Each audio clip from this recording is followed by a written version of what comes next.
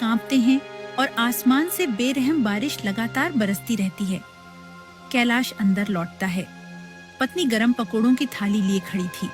ये बताइए, दरवाजे पर कौन था? अरे क्या बताऊं, वो मोहन आया था। उसका घर बारिश में बह गया है। पूरे परिवार को लेकर यहाँ रहने आया था।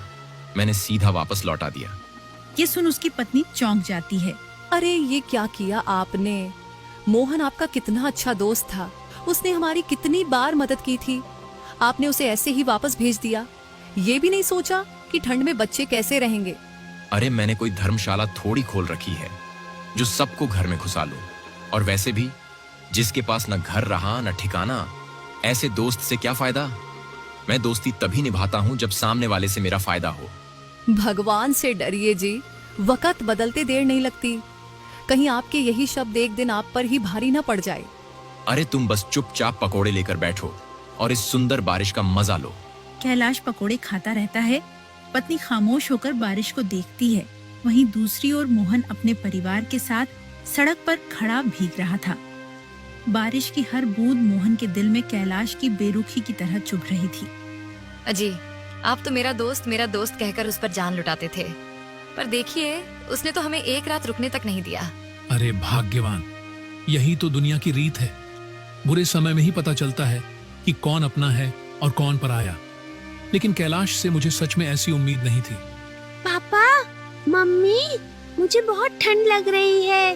रीमा बच्चों का माथा छूती है और घबरा जाती है। अरे सुनो जी, बच्चों को तो बहुत तेज बुखार है, आप कुछ कीजिए ना। चलो रीमा, अब बस एक ही जगह है, चलकर मुखिया जी से मदद मांगते हैं। हाँ जी, जल्दी चलो। मोहन परिवार के साथ मुखिया के बड़े दरवाजे पर पहुंचता है। बाहर अंधेरा और बूंदाबांदी थी। मोहन दरवाजा पीटता है।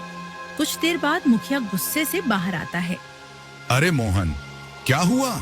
इतनी रात में क्यों दरवाजा पीटकर मेरी नींद खराब कर रहा है? मुखिया जी, तेज बारिश की वजह से मेरा घर बह गया। बच्चे बीमार हैं। कृपा करके आज रात हमें अपने घर में रहने दीजिए। क्यों भाई, मैंने तुम लोगों का ठेका रखा है क्या? अरे कैसे मुंह उठाकर चले आते हो? मुखिया जी, आप गांव के मालिक हैं। अगर आप ही मुश्किल वक्त में मदद ना करेंगे तो कौन करेगा? अरे मुखिया हूं तो क्या हुआ? कोई समाज सेवा का धंधा नहीं खोल रखा है? सुन, चुपचाप यहाँ से निकल जा, वरना अभी नौकरों को बुलाकर निकलवा दूंगा। इसके बाद मोहन रात भर अलग अलग घरों के दरवाजे खटखटाता है। हर घर से यही आवाज आती है कि हम नहीं रख सकते, कहीं और चले जाओ। थके हारे मोहन का परिवार एक पेड़ के नीचे आकर बैठ जाता है। बच्चे कांप रहे थे, उनकी आंखों में आंसू थे। आज लोगों ने दिखा दिया कि असल में कोई किसी का नहीं होता। आप हिम्मत मत हारिए जी, ऊपर वाला सब देख रहा है। एक दिन हमारा भी वक्त बदलेगा, और जिन लोगों ने आज हमारे साथ ये किया है, भगवान उन्हें इसका फल जरूर देगा। मोहन का परिवार रात भर भीगते हुए अपनी किस्मत को कोस रहा था। अगली सुबह रीमा, तुम यहीं बच्चों के साथ रहना, मैं कुछ खाने पीने का इंतजाम करता हूँ। ठीक है जी, पर जल्दी आना।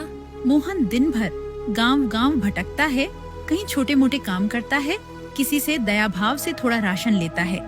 शाम होने तक मोहन थक कर लौटता है। उसके हाथ में थोड़ा सा खाना और कुछ दवाई होती है। वह पास पड़ी कुछ लकड़ियां लेकर आग जलाता है। फिर पूरा परिवार आंच लेता है। अब यह पेड़ ही उनका नया घर बन चुका था। एक सुबह मोहन का दोस्त कैलाश वहाँ से गुजरता है।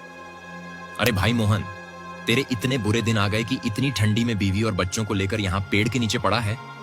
छी, तुझे ऐसे देखकर बड़ा अफसोस होता है। क्या हंसते हो कैलाश भाई? जो करना था वो तुमने उस रात कर ही दिया। हमारा वक्त खराब है, पर याद रखना, एक दिन ऊपर वाला हमारा भी अच्छा समय लाएगा। अरे सड़क पर आ गया है फिर भी इतना घमंड। अरे ऐसा क्या मिल गया तुझे? कौन सा खजाना हाथ लग गया? चल ठीक है, यहीं पड़े रह। कैलाश हंसता हुआ आगे बढ़ जाता है। मोहन और रीमा की आंखों में आंसू आ जाते हैं।